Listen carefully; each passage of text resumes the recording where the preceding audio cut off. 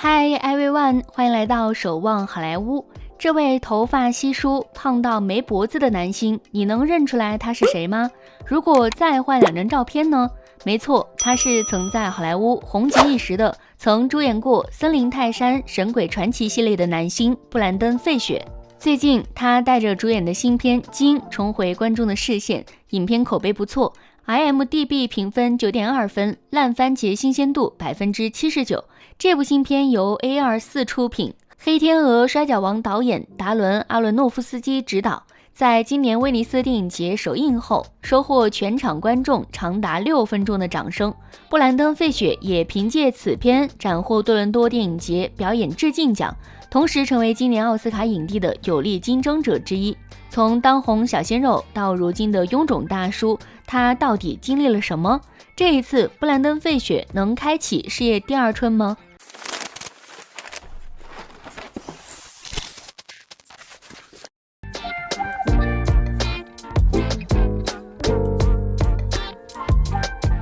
说起布兰登·费雪，可能比较年轻的影迷们已经有些陌生了。其实他是很多人的童年回忆。1968年，布兰登出生在美国的印第安纳波利斯。大学毕业后，他来到好莱坞发展。1991年，参演了个人首部电影《无罪的判决》。1992年，布兰登与西恩·奥斯汀、保利·夏尔联合主演了喜剧电影《极冻原始人》，他在其中扮演一个小角色水手，展现了出色的喜剧天赋。他的身高足有190公分，但跳起舞来完全没有笨手笨脚，反而显得十分灵活。同年，布兰登主演了运动题材电影《校园风云》，当时众多刚出道的好莱坞小生都抢着要演这部电影。影片的卡斯阵容堪称豪华，给他当配角的马特·戴蒙、克里斯·奥唐纳、本·阿弗莱克放到今天都是大咖。但让布兰登真正被大众熟悉的电影，要数1997年迪士尼真人版《森林泰山》。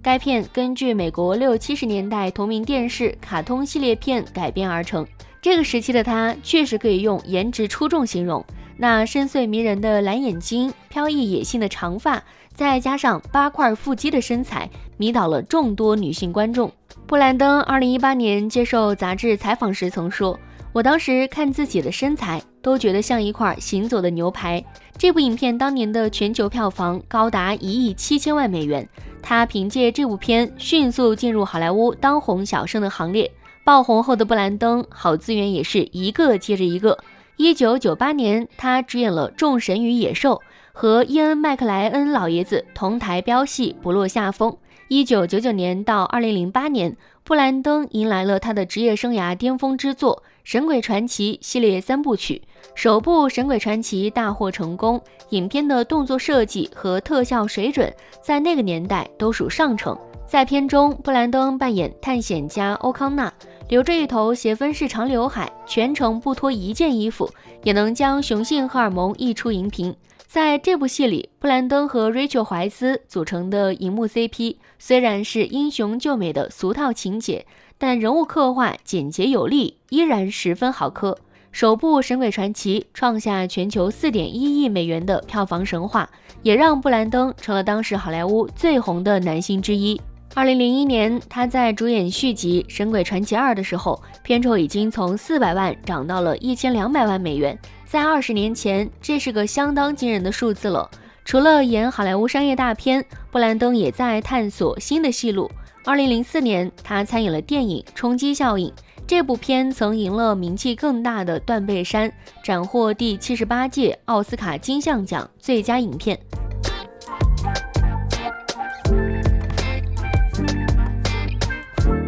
30岁之前的布兰登一直过得顺风顺水，然而转折点就隐藏在他的事业高峰期。2008年，布兰登接连推出了3部电影《神鬼传奇3》、《地心冒险》和《墨水星》。这一年，他没有迎来事业的爆红，反而遇到了前所未有的低谷。《神鬼传奇3》把故事放在了中国，布兰登继续出演欧康纳一角，主演还加入了李连杰、杨紫琼、梁洛施、吴京等华人演员。虽然这部片仍有全球4亿美元票房，但全片的西方视角表达混搭中国元素，效果相当尴尬，影片的口碑也变得惨不忍睹。这导致后来环球影业直接放弃了《神鬼传奇》系列电影，在2017年重启了由汤姆克鲁斯主演的新《神鬼传奇》。不过，新《神鬼传奇》同样口碑扑街，环球巨亏9500万美元，直接让黑暗怪物宇宙计划流产。《地心历险记》是当年引领潮流的 3D 电影，第一部反响不错，全球票房有2.44亿美元。按理说，续集电影应该继续找他拍摄，但由于第一部的导演埃里克·布雷维格在拍续集时被片方换掉，身为导演好朋友的布兰登也因此和片方闹掰。续集《地心历险记2：神秘岛》主演后来换成了巨石强森，而强森出演的首部电影正是布兰登当主角的《神鬼传奇：归来》。从2008年开始，布兰登的身体状况非常糟糕，多年来高强度的动作戏让他的身体饱受伤病困扰。拍摄《神鬼传奇3》时，他坚持尽量不用替身，甚至需要胶带绑住冰块冷敷身体。他花了7年时间在医院进进出出，接受了包括膝关节置换手术、椎板切除手术，还有修复声带的手术。2012年，一场飓风袭击美国东海岸，当时布兰登被家里的树砸中了背部，在后来很长一段时间里，他都不得不拄着拐杖走路，这也意味着他很难再做激烈的肢体动作。对动作演员来说，这无疑是个致命的损失。更令人震惊的是，2018年，布兰登在接受采访时说出了一个困扰他多年的心理阴影。原来，在2003年夏天，他曾遭受好莱坞外国记者协会前主席菲利普·伯克的性骚扰。这个协会也是美国金球奖的主办方。据布兰登回忆，伯克在记者协会的午餐会上趁乱摸了他的臀部，还把手放进他的裤子里乱摸。我当时又害怕又委屈，觉得自己像个小孩子，喉咙里像有个球堵着，我以为自己要哭了。当时的布兰登没有选择报警，而是忍气吞声离开了宴会，这让他久久无法释怀。尽管多年之后，布兰登鼓起勇气向金球奖协会投诉，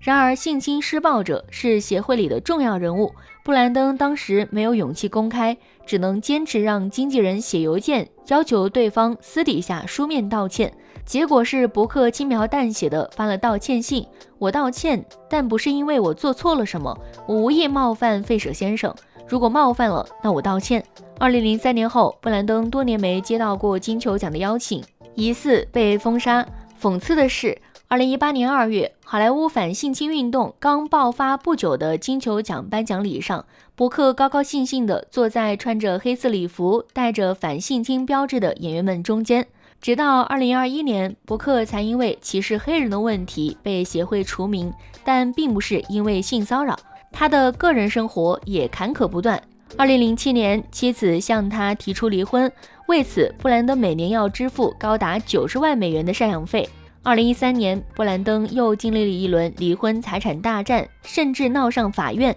他要求法官降低高昂的赡养费，但前妻却一口要求他隐瞒财产，坚决不让步。随着时间的流逝，这位当年的小鲜肉开始被好莱坞抛弃，失控的颜值和身材，失衡的身体与心理状态，都让他陷入难以爬出的事业低谷。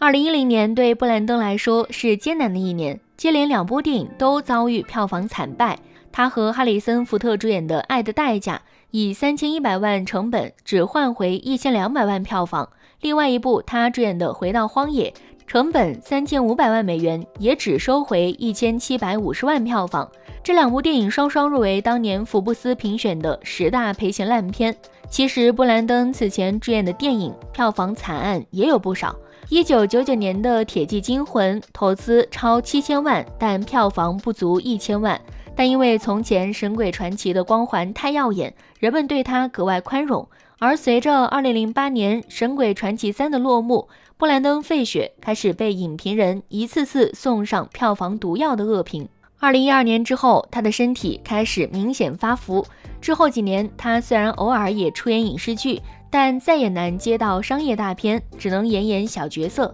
2016年，布兰登接拍了《婚外情事》第3季，以肥胖秃度的狱警形象出现，没了以前的颜值和身材，但演技却反而为他赢得了掌声。2019年，他出演了 DC 爆款美剧《末日巡逻队》，饰演机甲人克里夫斯蒂勒。在美剧《信任》中，他将睿智幽默的侦探演得生动灵活。提到布兰登最近的新片，他参演了由马丁·史克西斯大导演操刀的《花月杀手》。该片的主演还有小李子、罗伯特·德尼罗等大家熟悉的老面孔。他去年主演的《蝙蝠女》本是部投资9000万的大片，但还没上映就惨被 DC 砍掉，作为主演也是有点倒霉。在最新亮相的新片《金》中，布兰登饰演重达600磅的父亲查理。这位父亲在接近生命终点的时候，固执坚决的要把自己吃死，只有与查理关系疏远的女儿艾莉才是拯救他的最后希望。